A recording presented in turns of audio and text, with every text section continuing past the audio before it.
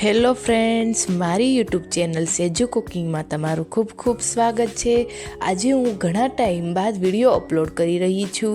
સો આજે હું તમારી સાથે શેર કરીશ સેવની ખીર અને એક અલગ જ નવી ટ્રીક સાથે, જે ખૂબ જ ઓછા દૂધમાં ઘાટી કેવી રીતે બનાવીને તેની એક સ્પેશિયલ ટ્રીક સાથે આજે હું તમારી સાથે શેર કરીશ।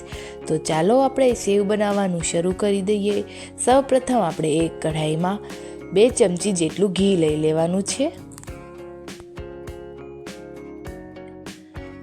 ઘીને આપણે ગરમ થવા દઈએ અને ગરમ થાય ત્યારબાદ આપણે તેમાં સેવ એડ કરી દેવાની છે।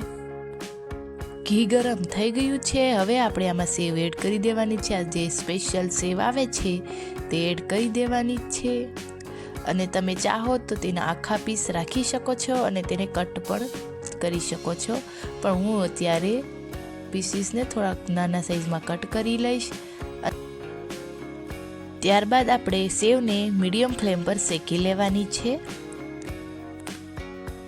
સેવને આપણે માત્ર 2 મિનિટ સુધી જ શેકવા દેવાની છે, વધારે પડતી તેને શેકવાની નથી।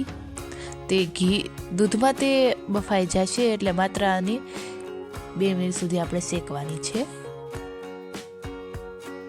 2 મિનિટ જેવું થઈ ગયું છે અને આપણો સેવનો કલર છે તે ચેન્જ થઈ ગયો છે, બ્રાઉન કલર થઈ ગયો છે। ત્યાં સુધી આપણે તેને શેકવાની છે। 2 મિનિટ સુધી મેં સેવને શેકી છે। હવે આપણે આમાં દૂધ એડ કરી દેવાનું છે। દૂધ તમે ચાહો તેટલું એડ કરી શકો છો। સેવને આપણે ઘીમાં શેકેલી છે, એટલે ઓછા દૂધ અને પાણીનું પ્રમાણ હશે તો પણ આપણી ખીર છે તેનું ટેક્સચર છે તે થોડું જાડું લાગશે, એટલે ખીર આપણી ઘાટી બનશે જ। તો તમે ચાહો તો તેને ઓછું પણ એડ કરી શકો છો દૂધને। આપણે ખીરને ઉકાળવાની છે, આપણું દૂધ કાચું ના રહે ત્યાં સુધી આપણે તેને ઉકાળવાની હોય છે। તો 3 થી 4 ઉભારા આવે ત્યાં સુધી આપણે ખીરને ઉકાળવાની છે। વચમાં હું ઘણા ટાઈમથી વિડીયો અપલોડ કરતી હતી નહીં, પણ હવેથી હું કોશિશ કરીશ કે હું વિડીયો અપલોડ કરવાની 2 દિવસે 3 દિવસે મારો વિડીયો આવી જ જશે।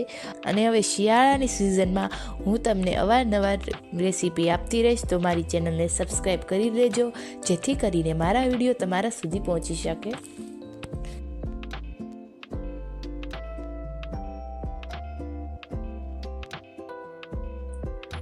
ખીરને જોઈને તો મારા મોઢામાં પાણી જ આવી ગયું છે। હવે ક્યારે બનશે અને ક્યારે હું આને ખાઈશ।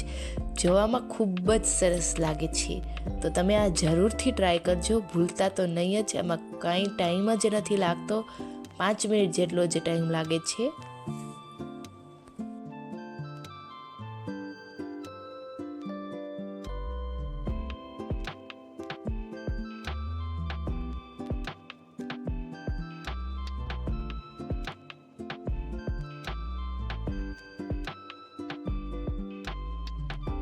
તમે જોઈ શકો છો આપણું દૂધ હતું તે કેટલું પતલું હતું ને અત્યારે આ કેટલી ઘટ ખીર બની છે।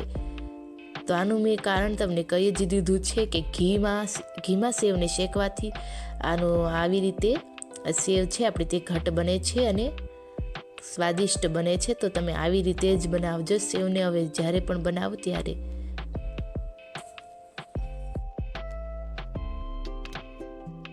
બસ આપણી સેવૈયા ખીર બનીને તૈયાર છે, અને ગરમા ગરમ આપણે સર્વ કરી દઈશું પૂરી સાથે, અને ખાવાની ખૂબ જ મજા આવે છે। તો તમે આ જરૂરથી ટ્રાય કરજો। મારી યુટ્યુબ ચેનલ સેજો કુકિંગને સબસ્ક્રાઈબ કરવાનું તો જરાય ના ભૂલતા। જો તમને મારી રેસીપી ગમતી હોય તો મને અત્યારે જ સબસ્ક્રાઈબ કરી લેજો, અને ફરી મળીશું આપણે આવી જ એક અલગ જ નવી રેસીપી સાથે। ત્યાં સુધી બધાને રાધે રાધે।